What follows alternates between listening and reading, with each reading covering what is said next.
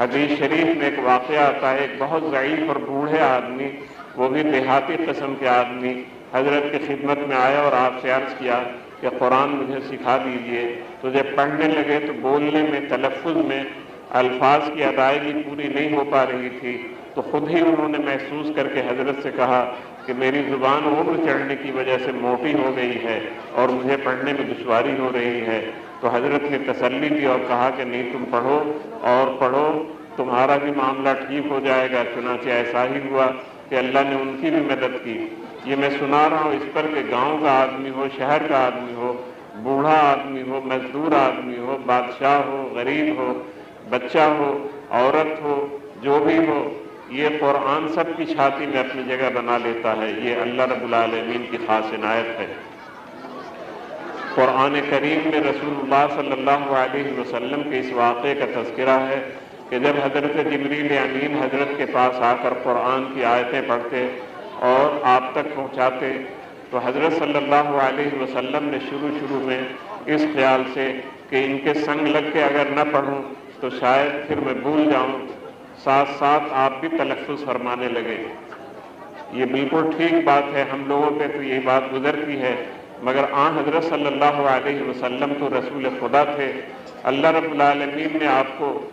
ہدایت یہ کی اور کہا لا تحرک بہ لسانک لتعجل بہ، اے پیغمبر آپ اپنی زبان کو جبریل کے ساتھ ساتھ چلانے کی کوشش نہ کیجیے، آپ بالکل خوف نہ کھائیں کہ آپ سن لیں گے اور بے زبان ان کے ساتھ چلائے بھول جائیں گے۔ اللہ نے کہا کہ یہ نہیں ہوگا، اس کتاب کو تمہاری چھاتی میں محفوظ کر دینا اور یاد کرا دینا اور اس کے معانی اور مطالب بتا دینا، یہ سب میرا کام ہے، میں اس کو انجام دوں گا۔ ایسا ہی ہوا، حضرت صلی اللہ علیہ وسلم سن لیتے پھر پڑھتے تو اللہ رب العالمین پڑھانے والے ہیں اس کتاب کے۔ اللہ کے اصل معلم، یہ نبی کریم صلی اللہ علیہ وسلم کے اصل معلم اللہ رب العالمین ہیں، جبریل امین نقل کرنے والے ہیں۔ تو خدا کا فضل ایسا ہوتا ہے، اس کتاب کی یہ خصوصیت ہے، معجزانہ اس کی یہ کیفیت ہے کہ حضرت صلی اللہ علیہ وسلم کی چھاتی میں محفوظ، اور بچے صحابہ وہ بھی اس کے حافظ، بوڑھے صحابہ وہ بھی اس کے حافظ۔ حضرت کے گھر میں جو خواتین تھی، جو ہماری مائیں ہیں ازواج مطہرات، ان میں حضرت عائشہ صدیقہ رضی اللہ تعالی عنہ کمسن ہے، ان کی عمر بہت کم ہے، لیکن وہ بھی ایسی حافظہ اور قرآن کی جاننے والی کہ بڑے بڑے حفاظ اور بڑے بڑے عالم صحابہ مختلف دینی باتیں جاننے کے لیے حضرت ام المومنین کی طرف رجوع کرتے تھے۔ یہ میں سنا رہا ہوں سمجھانے کے لیے کہ اس زمانے میں ہم لوگوں میں مایوسی طاری ہو جاتی ہے کہ میری عمر چڑھ گئی ہے اور لوگ مثل میں کہتے ہیں کہ بوڑھا طوطا وہ تو نہیں پڑھایا جا سکتا، بڑی مشکل ہوتی ہے، بچہ ہو تو پڑھ لے گا۔ یہ مثل بیان کر کے لوگ اپنے کو تعلیم قرآن سے محروم رکھنے کی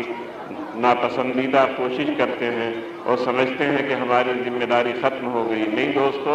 تم گاؤں کے ہو یا شہر کے ہو، یہ کتاب تم سیکھو گے تو تمہیں بھی آ جائے گی، بڑھاپے میں بھی آ جائے گی اور بچوں کو بھی آ جائے گی۔ بچوں کا یہ حال ہے کہ ابھی یہ لڑکا سامنے بیٹھا ہوا ہے جس کی دستار بندی ہوئی، مشکل سے اس کی عمر 12 سال کی ہوگی، آپ نے دیکھا اسے، قرآن اللہ نے اس کی چھاتی میں بھی سمو دیا اور اسے بھی حافظ بنا دیا۔ کتنا چھوٹا سا اس کا دل ہوگا، دماغ کو آپ دیکھیے اس کا کیا سائز ہوگا، ایک طرف یہ اور دوسری طرف قرآن کریم کے 30 پارے رکھ لیجئے تو آپ کی عقل حیرت میں پڑ جائے گی، مگر اس نے ابھی آیات قرآنی کی تلاوت کی، وہ تلفظ، وہ آواز، وہ صحت سن کے انسان کو تعجب ہوگا۔ اور آپ دیکھیں گے کہ ایسے لڑکے باز ہوتے ہیں کہ جن کی یادداشت ایسی ہوتی ہے، کوئی 3 سال پہلے کی بات ہے، پارک سرکس کے ایک 10 سالہ بچے کو میں نے دیکھا کہ وہ اس قدر قرآن اس کا پکا ہو گیا تھا کہ ایک سانس میں 10 پارے وہ پڑھ دیا کرتا تھا اور لوگ منہ دیکھتے رہتے تھے۔ یہ میں سنا کے بتانا چاہتا ہوں کہ یہ بہت بڑی خوبی کی بات ہے اس کتاب کی۔ اللہ رب العالمین کی بڑی مہربانی ہے کہ آپ کے محلے میں اس کتاب کے پڑھنے پڑھانے کا سلسلہ چند لوگوں کی ہمت اور کوشش کی وجہ سے چالو ہوا ہے، لیکن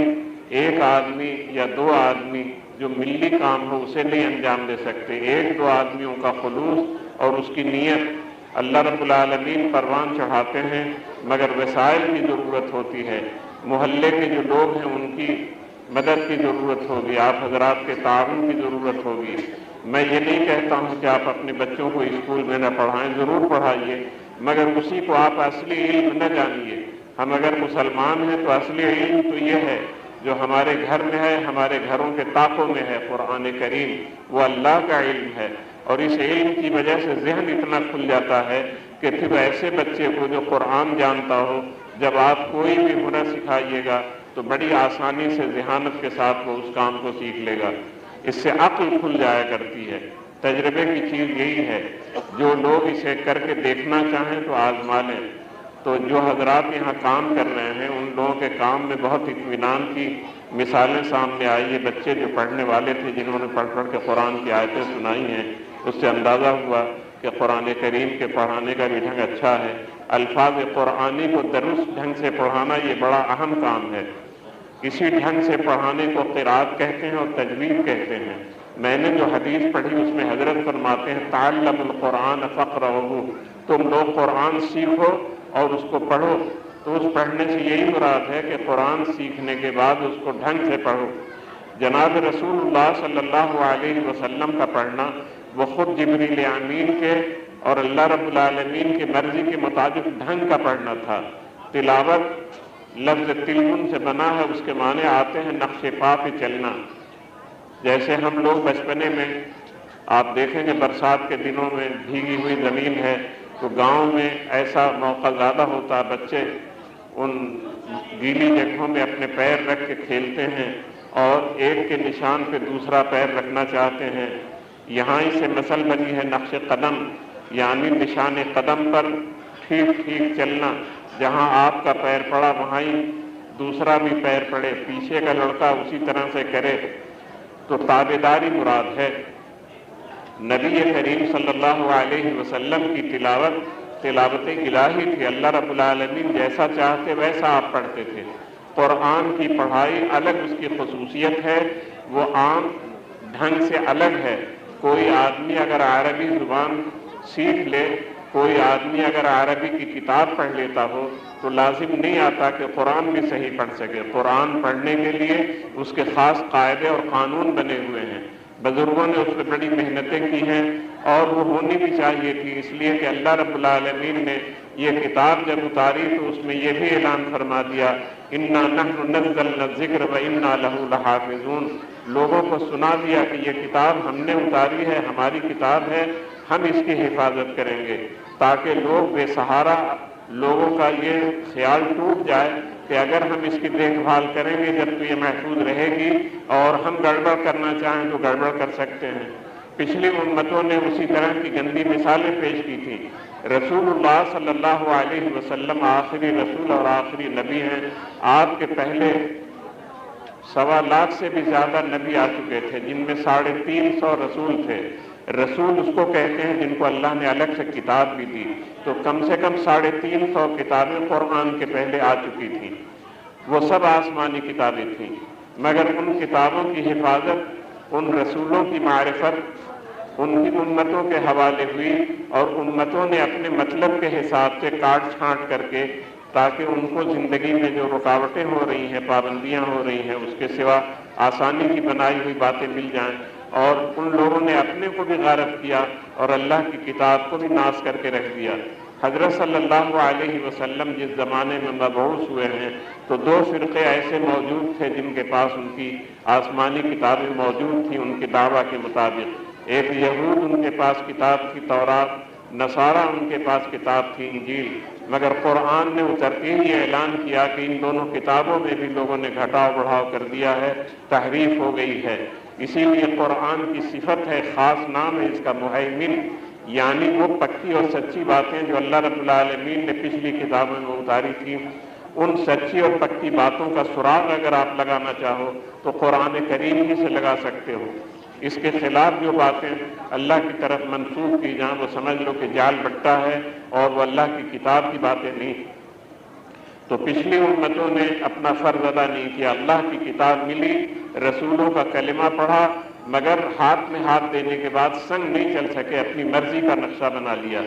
اللہ رب العالمین نے جب یہ طے کر لیا کہ حضرت صلی اللہ علیہ وسلم آخری رسول ہیں، آپ کے بعد کوئی رسول کوئی نبی نہیں آئے گا اور یہ آخری کتاب ہے، اس کے بعد کوئی کتاب نہیں آئے گی، تو کام بھی اتنا پکا ہونا چاہیے کہ اس میں گڑبڑ ہونے کا کوئی بھی امکان نہ ہو۔ تو رب نے یہ اعلان کر دیا کہ یہ کتاب ہم نے اتاری ہے اور اس کی حفاظت ہم کریں گے۔ اے بندو، تمہارے ذمہ نہیں ہے، میں تم سے کراؤں گا، مگر یہ کرانے کا کام میرا ہے، اور جو اس کے لیے ذریعہ بنے گا وہ خوش نصیب ہوگا۔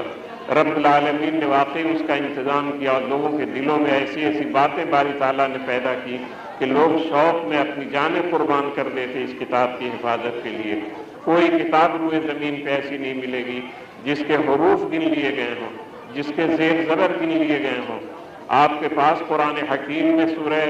فاتحہ ہے، اس میں 7 آیتیں ہیں۔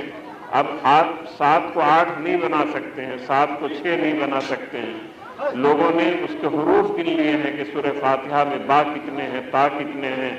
سورہ فاتحہ کے اندر نون کا مرتبہ ہے، سورہ فاتحہ میں کتنے کلمات ہیں۔ یہ آسان کام نہیں ہے، مگر امت کے افراد سے رب العالمین نے یہ کام لیا اور وہ چیزیں گن گنا کے بھی محفوظ ہو گئیں۔ 114 سورتیں قرآن پاک کی ہیں، ان کو 15 آپ نہیں بنا سکتے ہو، 13 نہیں بنا سکتے ہو۔ ان سورتوں کی فہرست ہے، رب العالمین نے وہ فہرست بنا دی۔ اسی بنا پہ عقیدہ یہ ہے کہ سورتوں کی ترتیب، آیتوں کی ترتیب سب توقیفی ہیں، رب العالمین کی طرف سے جیسے ان کا اترنا ہوا اسی طرح سے ان کی حفاظت کا بھی رب نے انتظام کر دیا تھا۔ ہم لوگ مل کے بھی چاہیں گڑبڑ کرنا تو نہیں کر سکتے ہیں۔ معانی اور مطالب کے حساب سے بھی اللہ رب العالمین نے اس کی حفاظت کا انتظام کر دیا۔ سرکار دو عالم صلی اللہ علیہ وسلم کی پوری سنت پاک آیات قرآنی کی شرح ہے۔ اسی بنا پہ امام اعظم اور امام شافعی رحمۃ اللہ علیہ کا مسلک یہ ہے کہ جتنی بھی سنتیں ہیں وہ سب ماخوذ من القرآن ہیں۔ اس کا مطلب یہ ہوا کہ آپ یہ فرمانا چاہتے ہیں کہ حضرت صلی اللہ علیہ وسلم جو کچھ کرتے تھے، آیات قرآنی کے اشارات سے جو مضمون آپ سمجھتے تھے اسے انجام دیتے تھے، وہ اس کی شرح ہوتی تھی اور وہ نمونہ آپ کی سنت ہوئی۔ تو قرآن کریم کی حفاظت سنت کے ذریعے اللہ رب العالمین نے ایسی کرا دی کہ وہ سنت جسے احادیث میں آپ پائیں گے، ایسے فداکار صحابہ کسی کو بھی نہیں ملے روئے زمین پر، کسی نبی کو بھی نہیں ملے جنہوں نے رسول اللہ صلی اللہ علیہ وسلم کی پڑی کے بال تک گن لیے ہوں کہ اس میں کتنے بال سفید تھے اور کتنے بال سیاہ تھے۔ رسول اللہ صلی اللہ علیہ وسلم رستہ چلتے تھے تو قدم کس ڈھنگ سے زمین پہ رکھتے تھے، آپ ہنستے تھے تو کس طرح سے ہنستے تھے، سوتے تھے تو کس کروٹ سے سوتے تھے، ہاتھ سونے کے گھڑی آپ کہاں رکھتے تھے، گال کے نیچے، رخسار کے نیچے رکھتے تھے، منہ کدھر ہوتا تھا، یہ ساری چیزیں آپ کی محفوظ ہیں۔ ایک واقعہ